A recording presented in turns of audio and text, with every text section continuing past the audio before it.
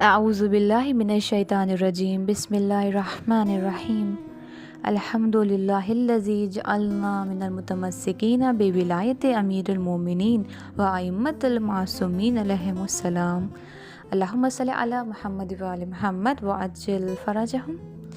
عزیز سامعین، السلام علیکم ورحمۃ اللہ وبرکاتہ۔ اس ہفتہ غدیر کی تہنیت و تبریک میں اپنے وقت کے امام اور آپ تمام مومنین کی بارگاہ میں پیش کرتی ہوں۔ جیسا کہ ہم جانتے ہیں کہ ہمارا آج کا موضوع ہے ولایت کے معنی اور اس کی اہمیت، تو اگر ہم ولی لفظ پہ صرف غور کریں تو اس کے خود 21 معنی نظر آتے ہیں، اور اگر ولایت میں بات کرتے ہیں تو 2 معنی نکل کے سامنے آتے ہیں۔ ایک معنی ہے نصرت اور دوستی، دوسرا ہے سرپرستی اور رہبری، یعنی اس انسان کو ولی کہتے ہیں جو دوسروں کی جان مال پر اس سے زیادہ اختیار رکھتا ہو۔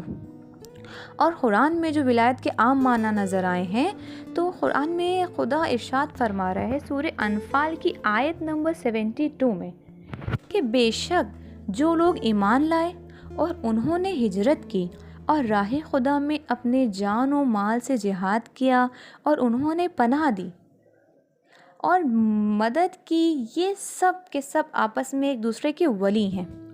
یہاں پہ خدا کس بارے میں بات کر رہا ہے کہ مکے سے جو لوگ آئے تھے مدینے، تو مدینے والوں نے کیا کیا تھا؟ انہیں رہنے کے لیے گھر دیا تھا۔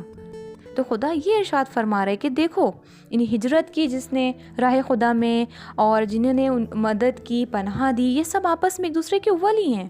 انہیں نے ایسا کیوں کیا؟ کس کے خاطر کیا عزیزوں؟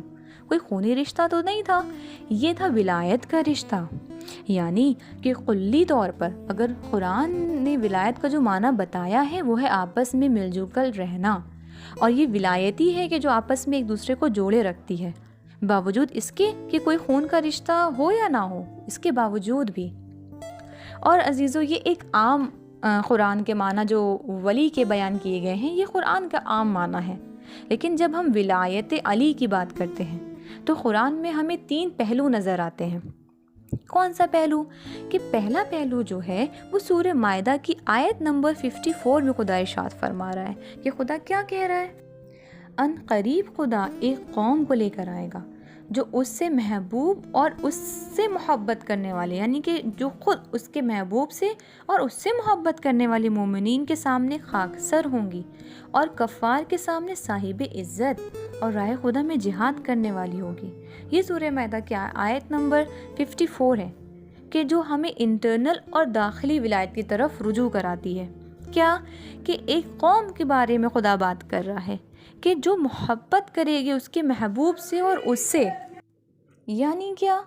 کہ وہ انسان کہ جو اللہ، نبی اور ائمہ کی ولایت کا اقرار کرتا ہے، اس کو قبول کرتا ہے، تو وہ داخلی ولایت میں آ جاتا ہے۔ یہ آیت اس بات کو دکھاتی ہے۔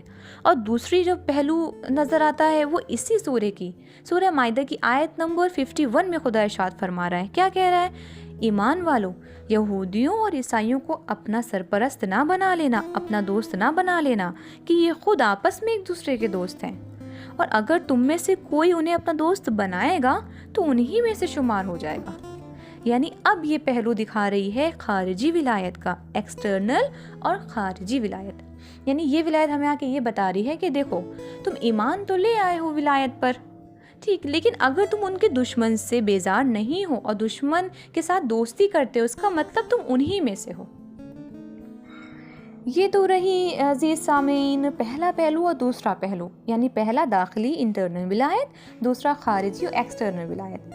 اور اب جو ہمارا تیسرا پہلو ہے وہ ہے امت اسلام میں جو ولایت سامنے کھل کر آئی ہے، اس کے ساتھ اپنا ولایتی رشتہ، اور یہ آیت ولایت کہلاتی ہے۔ کہ آئے ولایت سورہ مائدہ کی آیت نمبر 55 ہے کہ خدا کیا ارشاد فرما رہا ہے؟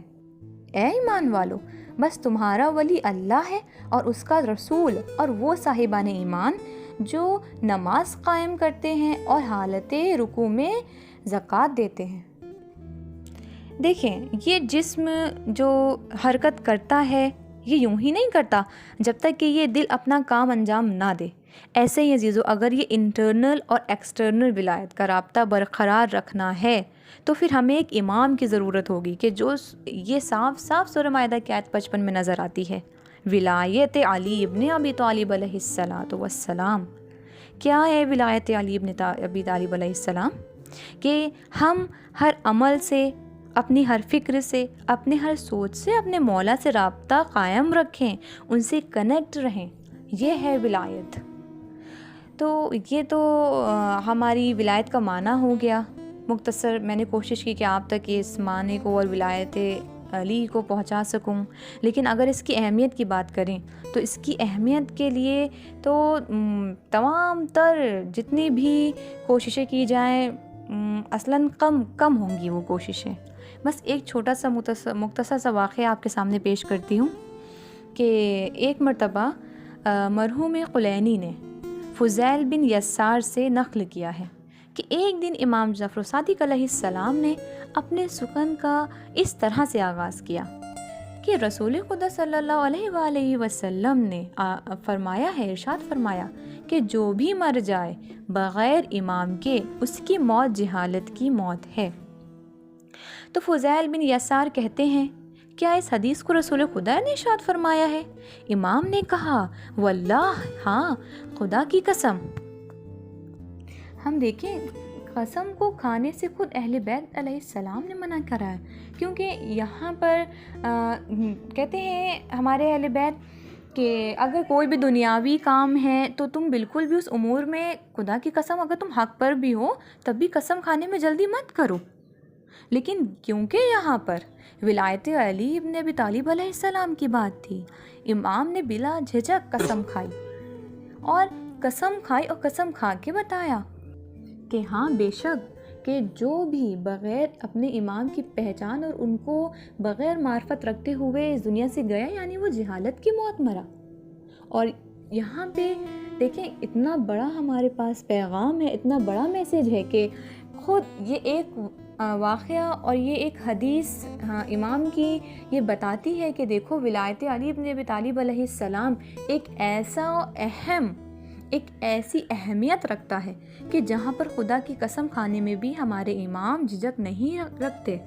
اور صرف یہی نہیں بلکہ اسی کے ساتھ ساتھ ہمارے پانچویں امام محمد باقر علیہ السلام کا ایک حدیث ہے کہ وہ فرماتے ہیں، اگر کوئی انسان پوری رات نماز پڑھے، پورے دن روزے رکھے اور اپنے پورے مال کو رائے خدا میں دے دے، پوری زندگی حج کرے، لیکن اگر وہ اللہ کے ولی کی ولایت نہ رکھتا ہو اور نہ پہچانتا ہو تو اس کی تمام تر عبادت برباد ہے۔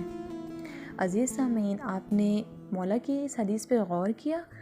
اور یہ ولایت کی اہمیت کو صاف واضح کرتی ہے کہ کیا فرما رہے امام کہ انسان جتنی بھی عبادت کیوں نہ کر لے، لیکن اگر اس کے دل میں ولایت علی نہ ہو تو اس کی کوئی بھی عمل قبول نہیں ہے۔ وآخر دعوانا الحمد للہ رب العالمین۔